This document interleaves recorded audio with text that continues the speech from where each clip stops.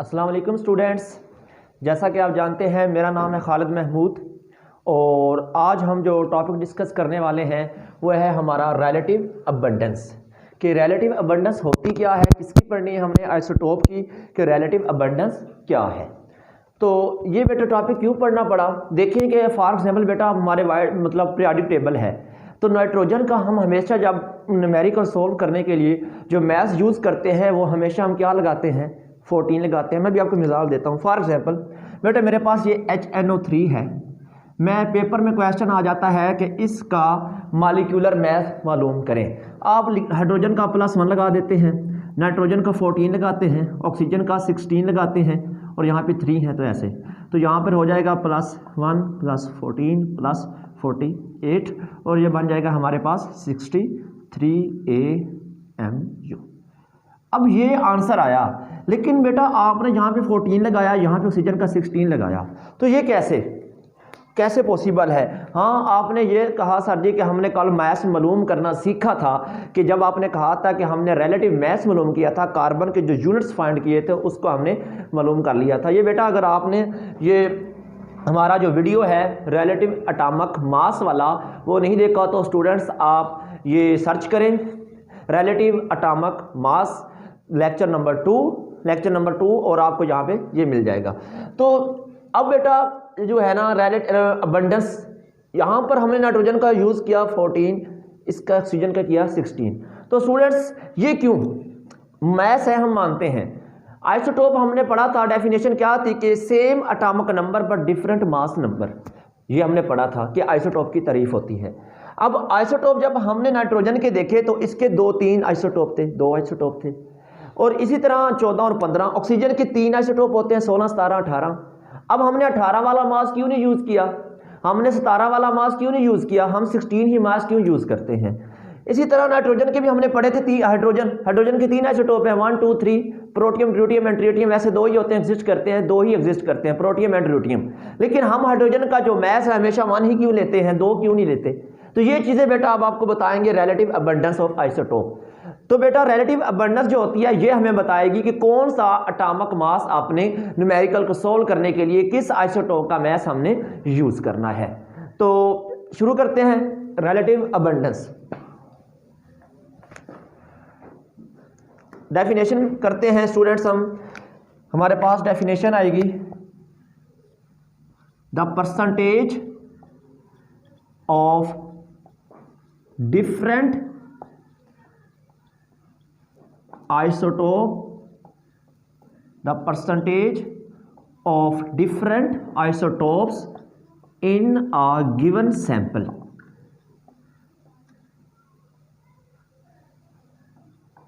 Students देखिए ये हमारे पास डेफिनेशन है कि एक सैंपल है हमारे पास और उस सैंपल में काफ़ी सारे क्या हैं, आइसोटोप के सैंपल मौजूद है, उसमें सैंपल में काफ़ी सारे आइसोटोप हैं।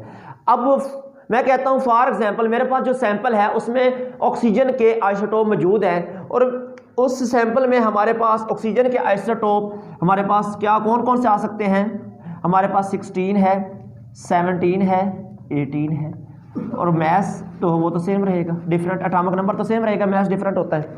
तो अब हम इन तीनों का एक हमारे पास सैंपल में है। रिलेटिव अबंडेंस इन तीनों में सबसे ज़्यादा किसकी है, जब हम देखते हैं तो हमें मिलती है ऑक्सीजन 16, तो हम इसलिए इसका जो मैस यूज़ करते हैं वो 16 यूज़ कर लेते हैं कि नेचर में जो हमारी कुदरत है इसमें ज़्यादा एग्जिस्ट कौन करता है, तो वो हमारे पास आता है 16। इसी तरह क्लोरीन है स्टूडेंट्स, तो क्लोरीन के 2 आइसोटोप हमें मिलते हैं हमारे पास। एक क्लोरीन का आइसोटोप होता है 35 और एक होता है 37, आपको पता है, और एटॉमिक नंबर तो सेम रहेगा 17, यहाँ पर भी क्या रहेगा 17 रहेगा, ठीक है। अब इन दोनों में से हमने कौन सा यूज़ करना है कि नेचर में, कुदरत में, यूनिवर्स में ज़्यादा कौन एग्जिस्ट करता है, हमने उसी का मास यूज़ करना है। तो यहाँ पर जब हम देखते हैं हम अक्सर 35 ही यूज़ कर लेते हैं, 35.5 समथिंग ऐसे, ठीक है ना। तो ये क्यों यूज़ करते हैं? जब हमने इसका रिलेटिव अबंडेंस मालूम की, आप सोच रहे होंगे कि सर जी हम रिलेटिव अबंडेंस कैसे मालूम कर सकते हैं? अबंडेंस कहते हैं बेटा ज़्यादा तादाद में पाया जाना, कसीर में पाया जाना। रिलेटिव कहते हैं दूसरे की निस्बत वो आइसोटोप जो दूसरे की निस्बत ज़्यादा पाया जाए, हम उसे बोलते हैं रिलेटिव अबंडेंस। तो स्टूडेंट्स यहाँ पर 35 है और साथ में क्या है 37 है, तो हमने कहा कि हम अक्सर मैच 35.5 लेते हैं 35, तो ये क्यों लेते हैं हम 37 क्यों यूज़ नहीं करते? मैं कहता हूँ स्टूडेंट्स यहाँ पर क्या है रिलेटिव अबंडेंस जो क्लोरीन 35 है इसकी क्या है ज़्यादा है, ठीक है। तो वो कितनी है वो स्टूडेंट्स हम आपको बताते हैं। यहाँ पर अगर हम इसकी देखें तो इसकी है 75.53% और इसकी जो है हमारे पास रिलेटिव अबंडेंस वो है 24.547%। तो ये अबंडेंस है हमारे पास, रिलेटिव अबंडेंस इनकी आई हमारे पास ये। अब ज़्यादा हमारे पास नेचर में कौन एग्जिस्ट कर रहा है 35, तो हम इसी का मैच यूज़ करेंगे। तो रिलेटिव अबंडेंस आप सोच रहे होंगे कि हम मालूम कैसे कर सकते हैं, ये हमें कैसे फाइंड करेंगे? तो बेटा डोंट वरी, इंशाल्लाह हमारा नेक्स्ट जो लेक्चर 4-5 आएगा 6 बनेगा, तो वो आप उसमें हम पढ़ेंगे कि हम रिलेटिव अबंडेंस कैसे फाइंड आउट कर सकते हैं। मैस स्पेक्ट्रोमीटर एक आला होता है जिससे प्रोसेस को बोलते हैं मैस स्पेक्ट्रोमीट्री, उसमें हम डिस्कस करेंगे इंशाल्लाह कि कौन सा रिलेटिव अबंडेंस में हमारी नेचर में ज़्यादा पाया जाता है, ठीक है। तो ये है। अब इसी तरह कुछ एटम ऐसे होते हैं जिनका सिर्फ एक ही आइसोटोप होता है, हम उन्हें क्या बोलते हैं मोनो आइसोटोपिक कह सकते हैं या मोनो आइसोटोपिक भी कह सकते हैं। मोनो आइसोटोपिक एलिमेंट वो कौन कौन से हैं? वो हमारे पास आयोडीन है, वो हमारे पास आर्सेनिक है, वो हमारे पास फ्लोरीन है, वो हमारे पास गोल्ड है।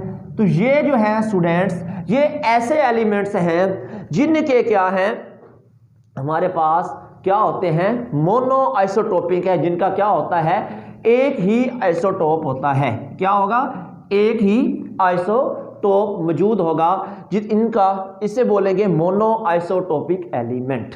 ठीक हो गया यहां तक क्लियर? अब बेटा हमारे पास क्या है स्टूडेंट्स के कुछ ऑड नंबर वाले होते हैं और कुछ इवन नंबर वाले होते हैं। ऑड नंबर कहते हैं ताकदाद को, इवन नंबर कहते हैं जुफ्त आदाद को। तो हमारे पास स्टूडेंट जितने आइसोटोप हैं वो है हमारे पास 280 आइसोटोप टोटल मौजूद हैं जो नेचर में एग्जिस्ट कर रहे हैं। कितने हैं? 280। इनमें से जो हमारे पास 40 आइसोटोप हैं वो है रेडियो एक्टिव। क्या है?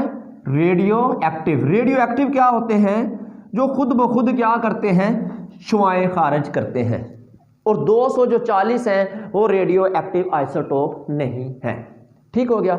उसके बाद 300 ऐसे आइसोटोप हैं, 300 इनके अलावा, इस 280 के अलावा 300 आइसोटोप ऐसे मौजूद हैं जो साइंसदानों ने, जो हमने खुद बनाए हैं, उन्हें बोलते हैं हम आर्टिफिशियल आइसोटोप, जो हमने खुद बनाए हैं। 300 ऐसे आइसोटोप हैं और कैसे बनाए हैं? हमने डिसइंटीग्रेशन की है, उनको रेडियो एक्टिव किया है, रेडियोथेरेपी में रेडिएशन डाली हैं, अल्फा पार्टिकल कह सकते हैं, एक्सरे कह सकते हैं। तो ये हमने फिर आइसोटोप बनाए और कितने हैं? 300 हैं। और ये स्टूडेंट्स क्या हैं? अनस्टेबल हैं, ये अभी तक स्टेबल नहीं है। क्या है? अनस्टेबल। ठीक हो गया? यहां तक क्लियर है? ये चीज हमने पढ़ ली। अब मैं आपको बता रहा था स्टूडेंट्स कि हमारे पास जो नेचर में एग्जिस्ट करते हैं 280 हैं, जिनमें से 40 क्या है? रेडियो एक्टिव आइसोटोप हैं। ठीक है? अब मैंने कहा कुछ इवन वाले होते हैं और कुछ क्या है? ऑड वाले होते हैं। इवन वाले जो है ना, इनके आइसोटोप काफ़ी सारे पाए जाते हैं, काफ़ी सारे मौजूद होते हैं। जैसा कि इवन से मुराद क्या है कि ऐसे एलिमेंट जिनका एटॉमिक नंबर क्या हो? इवन हो, मास नंबर भी क्या हो? इवन हो। तो वो क्या करते हैं? वो एग्जिस्ट करते हैं नेचर में, ज़्यादा पाए जाते हैं। जिनका एटॉमिक नंबर, मास नंबर क्या हो? इवन हो।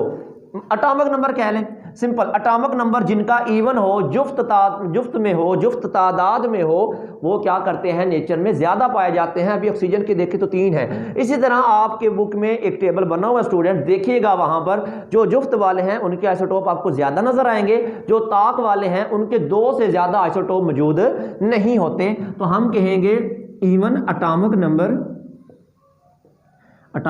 Number have more isotopes. और ये कितने होते हैं? 154। कितने हैं? 280 में से 40 तो है रेडियो एक्टिव, बाकी 154 यानी कि 154 जो है वो क्या है? इवन नंबर है। बाकी है ऑड मीन ताकदाद क्या होते हैं? जिनका एटॉमिक नंबर ताकदाद हो वो 2 से ज्यादा नहीं पाए जाते हैं। मैक्सिमम कितने होंगे? 2 होंगे या 1 होगा बस। तो ये हो गया हमारे पास। अब बेटा याद रखिएगा जो हमारे पास क्या होगा ज्यादा एग्जिस्ट करते हैं, कौन? 4 पर जो हम इनको मैजिक नंबर बोला जाता है। What is a magic number?